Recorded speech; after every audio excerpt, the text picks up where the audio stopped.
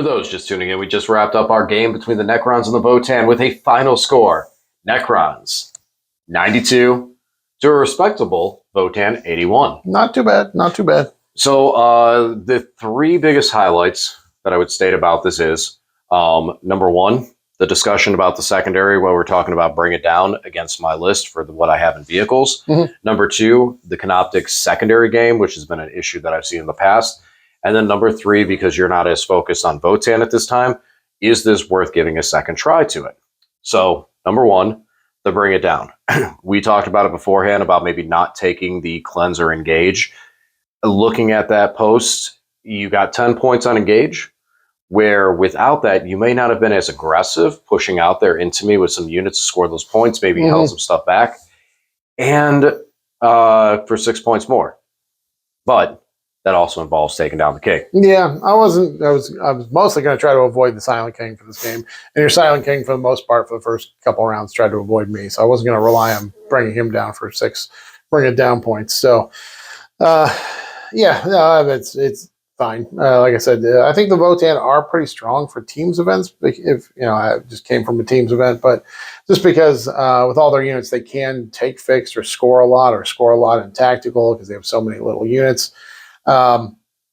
Yeah, and the damage is you don't know when it's going to happen. I wasn't going to intentionally go with the Silent King, but when I need to, I did end up picking him up. And your saves were pretty good too, but still just enough shots through the end to chew through to get him taken down. So there's definitely some play there to Votann. I don't think I'm going to put enough effort into him to take him to a GT or anything, but I want to hear back from you guys that are Votann players. Tell me what it is that you're running, what you're succeeding with, because I'd definitely love to hear it. Yeah, there's definitely some interesting thing there, especially putting out the 4 judgment tokens with this detachment 2 and 2. In some ways, like you can really just put those judgment tokens on everything that your opponent is going to be bringing to the front line, hit them, destroy them, wipe those things out with being +1 to hit, +1 to wound.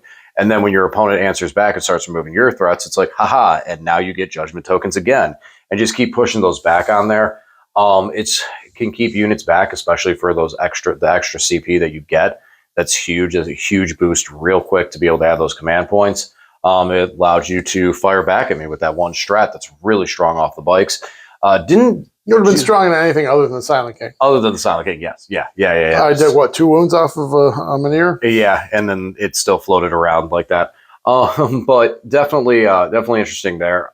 I looked at that. I realized the fact that right now I'm like 6, it's 2, 4, 6, 8, 10, 12, 14, 16. I'm at 22 on Bring It Down. A little high, but not terrible. One, like you said, Silent King, he's really tough to take down anyways, and that's a big chunk of those points at 6 points there. Mm-hmm. The Doomstalkers hang out in the backfield. That's another 6 points, 2 points apiece. So realistically, it's not terrible because of how the targets are, that it's like, if you're getting those targets removed off the field, I'm probably losing the game anyway. Mm-hmm. So it's like, oh no, these points. But yeah, no, in general, and you don't know fully, how things roll, how things move out, where I'm going to play into it. I do think the Bring It Down might have been a good option there. But again, like you said, with that King, I was making saves. You were doing damages back and forth. You avoided them most of the game. So that's why the rocks survived as long and as well as they did, not losing them. But then that one turn, you just poured everything into him. And at first, it looked like he was stopping everything. And then the Hecaton fired it. It just shield shut down. Mm-hmm. Shields turned off, and he just went. Everything just went through. Once the rocks went down, he forgot he has an endfall. So ended up losing the King there. That would have been 6 points on that. But as we're talking about secondaries, moving over to it, I had a lot more units to be able to complete secondaries with, and I completed secondaries with Scarabs too. Mm-hmm. Yeah, area denial. They're a real good cheap thing to throw out there for area denial, something like that, because they just, that's 40 points for the 3? 30, 40, yeah. 40, I think it's a super cheap trade. Mm-hmm. And then I was able to keep them near the techno, so I didn't have to show the rates as much to do that. Mm-hmm. My race got chewed up this game really bad. I was not happy with that, but I also should not have went after your little wizard over there. Mm-hmm. Yeah, the bikes have a good profile into them because they're auto cannons. They get 3 auto cannons a shot a piece, and they're strike 7. Mm-hmm. So with the judgment tokens, they were wounding on 2s and just put a high volume. I think I used the sustain strat, so I sustained 2 into them with a ton of shots. So I just put enough volume on you to chew through. Yeah, not a lot of things are going to be wounding those guys on 2s. When we're talking, you need 12 strength 12 weaponry there. Not with that volume. No, not with that volume. So I'm not as concerned. This is one of those rare matchups where it's like, ooh, you have a really, really, really good weapon for this specific target. So that was tough to chew through and get them too, because my 3 damage hits them, and you go, oh, I'll take it on a 4 damage guy and keep those guys around. So yeah, the bikes were very rough into them, especially when you brought the 6 men in. So I'm not too concerned though with that aspect of it. My biggest thing was that I was able to complete secondaries as much. Like when we were tallying this thing out, and I actually had what did I get? 34 on secondaries. 34 on secondaries. It's a lot higher than I've been seeing in previous games. So that makes me very happy to see that, especially with Necrons. It's positive. It's in the right direction, as opposed to some of the other games that we've seen here lately. And that's into a variety of your list too. So it's not even like, oh, it's just I'm going into Space Marines. It was against a variety that I was really, really struggling to get any points out there. So that's a big part of it. Fix is not usually something that you run. So that was unique to see. How did that feel? I mean, ultimately, in the end of it all, do you regret not taking Bring It Down instead of Engage? No, I mean, I could, like I said, I couldn't rely on the amount. And if I took that, you could play very much differently. You could leave your reanimators and your spiders just hiding back for most of the game, bring them in late when I don't have enough units to deal with them. You could have thrown the Silent King out of the head, and he would have absorbed a lot of punishment, and it would have changed how you played as well, not just how I play. It wouldn't, the game would have been completely different. That is true, because then the spiders can hang back. Like Engage and Cleanse forces me to spread out a little too much. So I'm not sure if it was right to deal with those two. It might have been more defensive if I had just taken Cleanse and Bring It Down. I don't know. It's tough to tell. I think it still scored well. Like I said, 81, it's a strong loss. Oh, yeah, very much. Very much so. 81 usually on some tables that's a W, And then last, but surely not least, because of the fact, like I said, I'm being very selfish right now and taking this in because, again, you've mentioned you're not looking to play Votann really competitively. You have other things you're going to be trying out. And now the question is this Necron list worth trying out into some of those other things? What do you think? Well, what kind of things do you want to just other things, more competitive, other factions, other armies. We went against Deathwatch last week. There's a couple other things you have, from Custodes to Crew. But no, definitely some other stuff that you have, and we have options to run this into. But the question is it worth Is it worth giving it another day? What do you think? Your list? Yeah, definitely. It has a good mix of damage and board control and enough units to go out and score secondaries and things, so it's a good mix. You don't really have any uppy downies, so that you might get kind of blocked out, like move blocked. But the Wraiths do have the ability to fly over things, so you have stuff that does have a good movement distance. This is like, I was able to stick in my home field objective and just walk off of it because you had no way of getting there without pushing through my whole line. So that might be a challenge. I really like the uppy downies of the Ophidians. I don't know what you would swap out for that, but that would be the only thing I would change or try out. Yeah, if you want to keep trying as it is, we definitely can put it in something else, maybe a close combat army like Custodes or Blood Angels, or shooting Ultramarines. We're going to wait for Death Guard a little bit until we get our new codex. A couple people have asked about Death Guard coming back. Death Guard will come back as soon as we get the new codex, because GW said we're beginning it any day now, basically. I don't know what I'd have to draw. Probably like a Reanimator, but I really like the Reanimators just because they take way, way, way more damage than they should. And that can be very helpful when you're trying to take one of them down. You don't. And now that thing starts scoring secondaries and wandering away from you. Because when you don't take it down and I trigger Reanimation, it's in its own aura, so it's going to heal 2d3 back on a 6-wound model.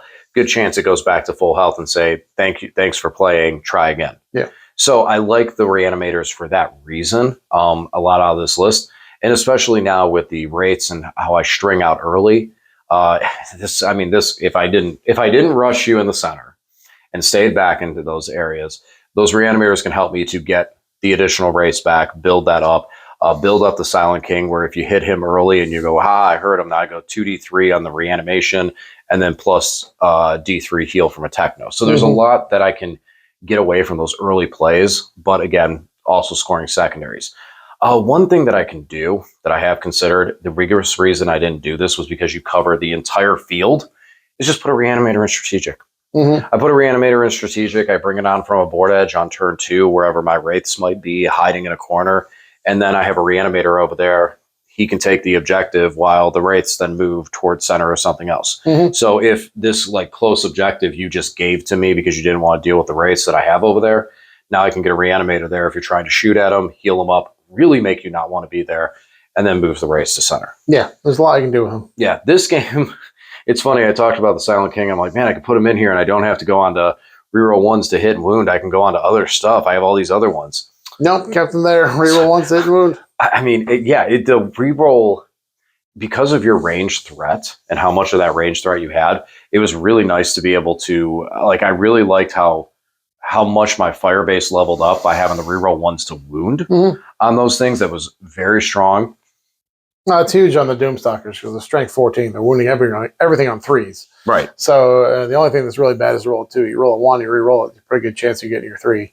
Anything let T7 or less, you're wounding on 2. So it just pumps their efficiency up even higher. Yeah, it helped to be able to put that extra damage onto bigger targets like that Hecaton that was needed there. So I do like that. I like the +1 strength reroll failed charges. That's great.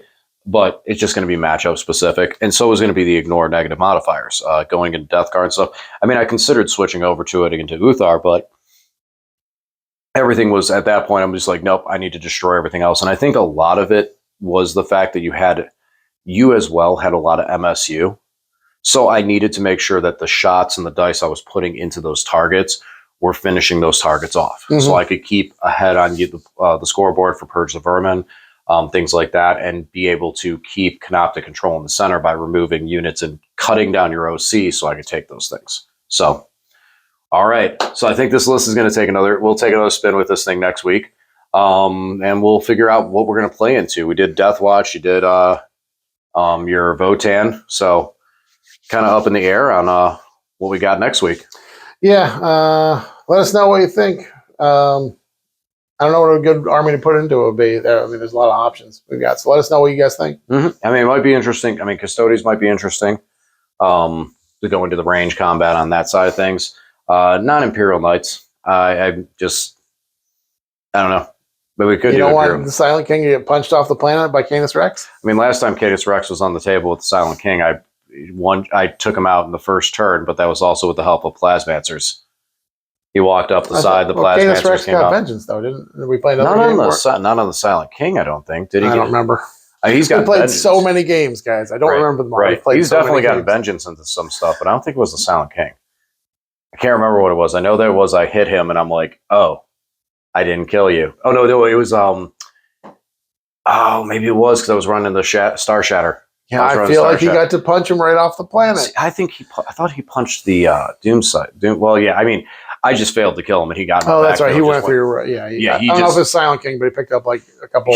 He just got command bar, or not after right after I didn't take him down. He just said, DDAs, game's over here. Yeah. So, all right, guys. Well, that's everything. As always, thanks for watching, and we'll talk to you again soon.